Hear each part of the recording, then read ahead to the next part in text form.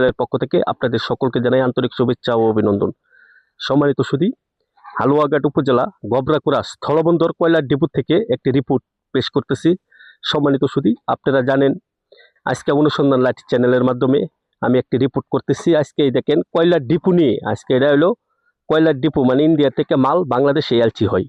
এটা এলচির একটা office depot, অনেক ডিলাররা এলচি করে। এই যে আমার এক ভাই এনে কাজ করতেছে, লেবার ভাই। এই ভাই, আসসালামু আলাইকুম ভাই। ভাই আপনি এটা কি কি কাজ করতেছেন আপনি? এটা হইলো ভাই, এই যে দেখছেন তো আমার রিপোর্টটা। হ্যাঁ হ্যাঁ হ্যাঁ, মানে কয়লার অভাব নাই, কোনো পার্টি নাই, মাল বেচা কিনা নাই। তাহলে এখন এটা কি করতেছেন? এটা গুছ গাছ করে তুইতেছে, এটা তো অনিশ্চয় ছাড়া তার কোনো ভাব নাই। এটা কি এই সিজনে কি আর বিক্রি হবে না? এখন যে পরিস্থিতি দেখা যাইতেছে, মানে কোনো পার্টি নাই, মালের তার অভাব নাই, দেখতে গেছেন। হ্যাঁ, মালের কোনো ওই যে অভাব দেখতে নাই। আর কত ডিপো আছে, এই যে সব এটা কি এক ডিলারের নাকি এক একজনের? এক একজনের এনাম যা যা মাল আছে, সেগুলো এক একজন এক একজন, এক একজন মালিক আছে, মহাজন আছে। আর আপনাদের এটার মালিক? এরা আমাদের মালিক আছে, এক্সট্রা মালিক আছে। আপনি মাল কি- বেচা কিনা নাই, আমি যে কাজ করি এখানে ফার্মে কাজ করি, মালও বেচা কিনা নাই, আমার ইনকাম নাই। এখন এই যে গুছ গাছ করতেছি। এখন কি ফাটি আসে না? পার্টি একদমই নেই। মাল এলচি হইতাছে ইন্ডিয়া থেকে? মাল আইতাছে, বলো মাল কম বেশি আইতে আছে, মাঝে মধ্যে অফ থাকতেছে, আবার মাল আসে, এই পরিস্থিতি আর কি। বেচা কিনা নাই আর কি, বেচা কিনা কম, একবারে কম, একবারে কম। মানে বিকতাছে না পাটি। পার্টি বিকতেছে না, ঢাকা থেকে কোন পার্টি। সময়টার মধ্যে পাটি বেশি বেড়ে? এটা মানে যখন হইলো ওই যে বৃষ্টির আগে দেয়া, শীত সিজন বৃষ্টির আগে দেয়া, তখন হইলো পার্টির একটা চাপ আছে। এখন কোনো চাপই নেই, এখন এই যে মালের অভাব নাই, অ্যাভেলেবল মাল আছে, কিন্তু এখন কোনো পার্টি নেই।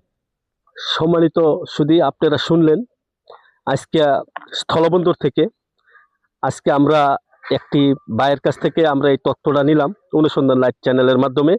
আপনারা জানেন যে অনেকেই ফাটিরা ইন্ডিয়া থেকে কয়লা এলচি করে রাখছে, কিন্তু ফাটির জন্য মানে কয়লা সাপ্লাই দিতে পারতেছে না।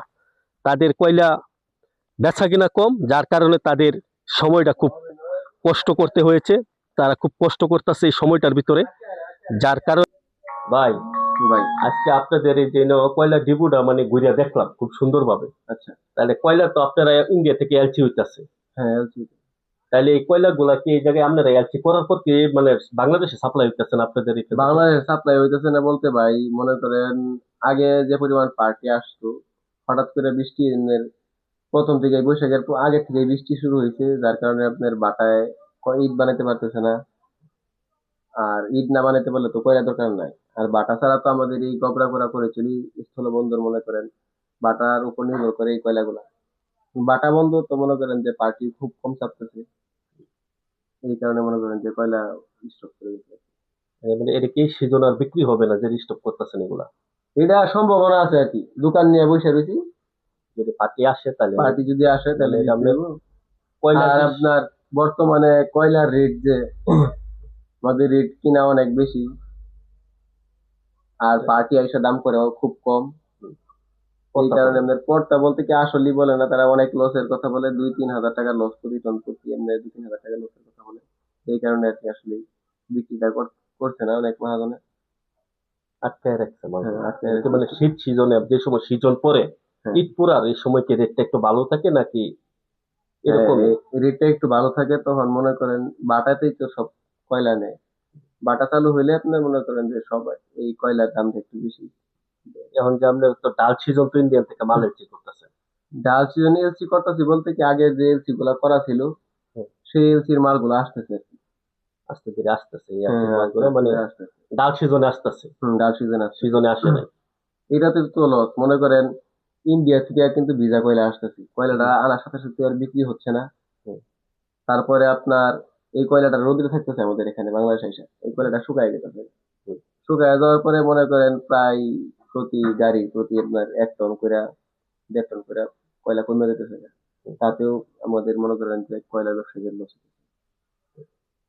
অনেক লস হইতেছে, মানে পড়তেছে না। এই কারণে আপনার কয়লা স্টক করে গেছে বেশি। তাই, ধন্যবাদ আপনাকে।